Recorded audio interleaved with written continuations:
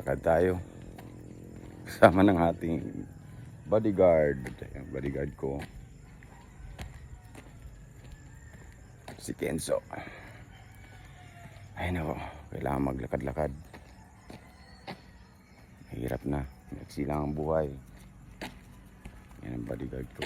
Dito kami sa highway.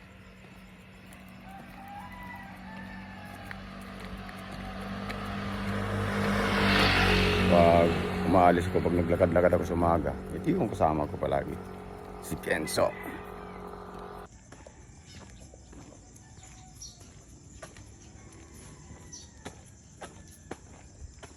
Yung bodyguard natin, no? Sa tao, okay lang. Huwag lang makakita ng pusa.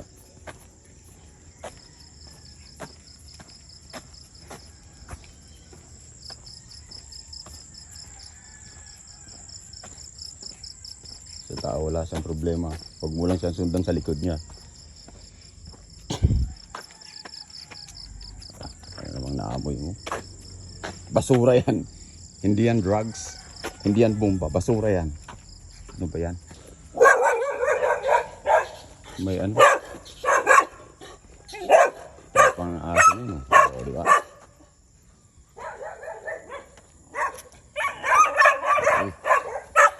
Tatapang nyo.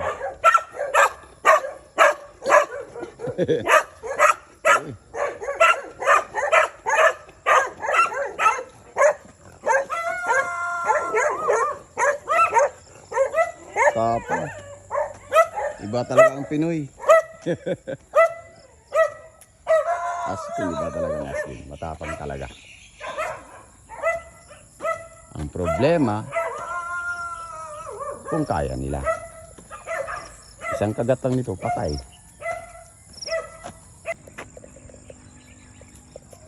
Ito pala yan to.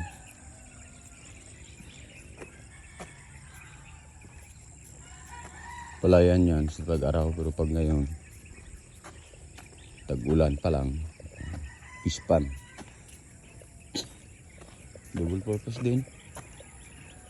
Pag maraming tubig, pispan.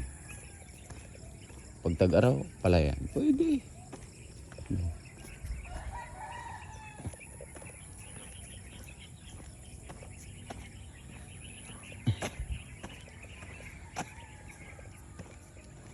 Iba din talagang pakiramdam pag naglalakad siya. Ay nako. My God, nakapulot pa ako ng 2 piso. Ganyan lang. Biyaya galing sa Diyos sa mga taong naglalakad ng maga ng walang kwenta. Uy, isda yata dyan. Isda nga. May gumagalaw dyan. Oh, di ba mayroong isda? Mayroong isda. Oh. Di ba? 2 piso guys. 2 piso. Ganito kaaga walang magbibigay siya ng 2 piso. Wag.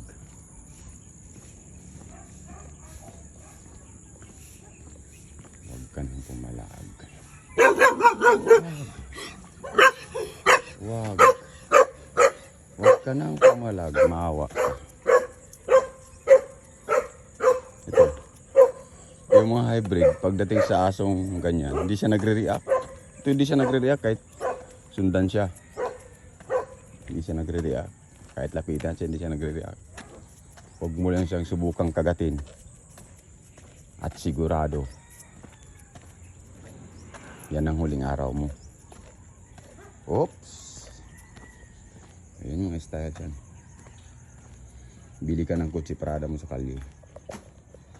Yan lang. Oh. Maliit na nga yung kalye. Kutsi pa. Ay, nabot na tayo ng umaga guys. Gumising na siya ring araw. Sama para natin yung ating guard dog. Ang ganda ng palaya, no?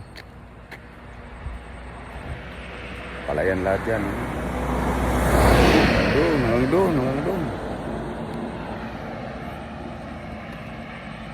Ganda rin itong palay na to.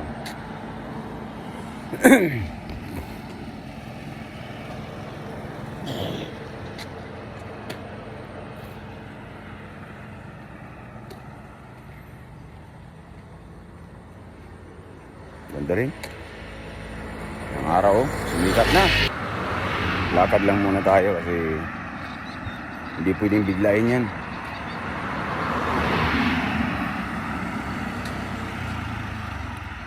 Hanggang lakad lang muna. Ano, Kens? Balik na tayo? Naka 2 kilometers naman na yata tayo. 2 kilometers lang muna. Huwag natin pilitin. 2 kilometers. Balik mo pa. O di 4 kilometers. Pwede na.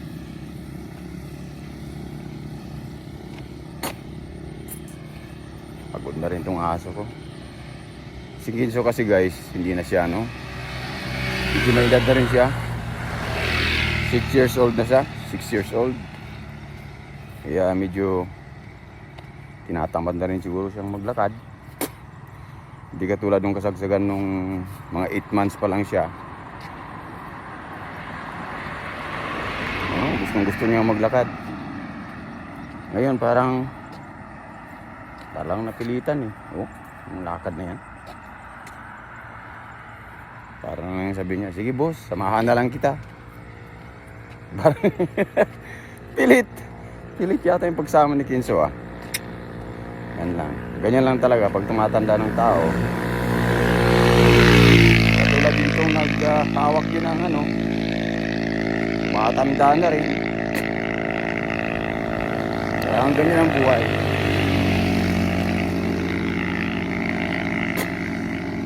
Sa lahat daw, sabi nila, sa lahat ng mga taong tumatanda, sila yung mga mabubuting tao. Tama nga naman. Kasi kung hindi ka mabuting tao, hindi ka natatanda. Maaga pa lang, lamon ka na ng lupa. Kaya kayong matatanda, huwag kayong malungkot na matanda kayo. Isa lang ibig sabihin yan, mabuting tao kayo. Kasi maabot kayo sa edad na yan. Ano naman to? Kinso, dali. Anong nangyari sa mga ibon? Kahapon pa ako nakakita ng mga ibong namamatay.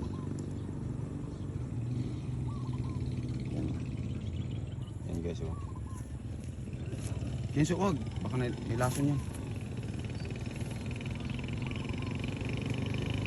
Kahapon pa ako nakakita niyan, mga maliliit na ibon namamatay.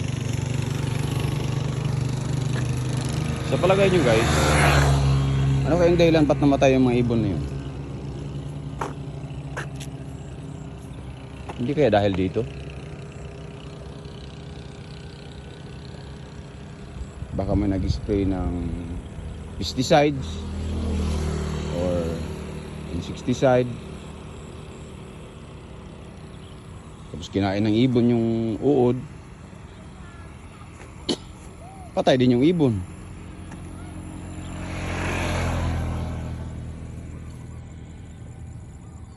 Kawawa naman. Ba talagang naidulot ng artificial farming.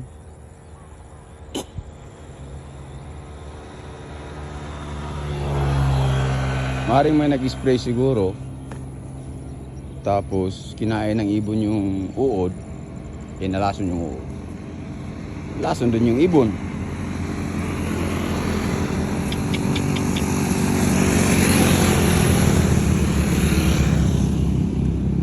Ibig sabihin, yung kinakain nating bigas, kasamang lason na rin yun.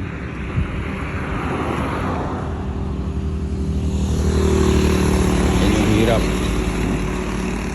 Kaya dapat kung gusto mong maging healthy lifestyle, magtanim ka ng sarili mong palay, magtanim ka ng sarili mong gulay, mag-alaga ka ng sarili mong manok, ng hayop, para hindi ka malason. Everybody say amen. Amen.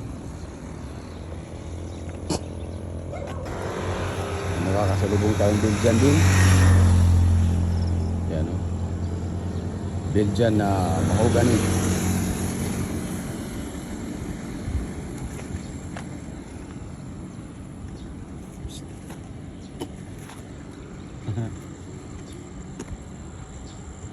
Ang cute niya. Ang ganda niya. Ano yan, babae, laki? Babae? Babae. Oo. Hindi naman dito nagre-react. Mature na to eh. Bata pa yata yan. May nakasalubong tayong Belgian din. Belgian owner. Kailan babae sa kanya. 5 months pa lang. 5 months pa lang yung Belgian niya. Maganda, mahogany.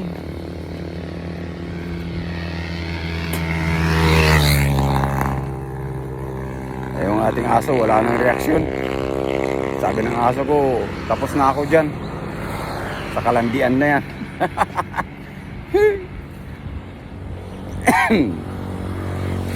Tapos na ako sa tapang-tapang ng kabataan. Aggressive. Sabi ni Kenzo, sabi ng aso ko, wala akong pakialam dyan. Relax na ako. Huwag nyo lang akong salingin.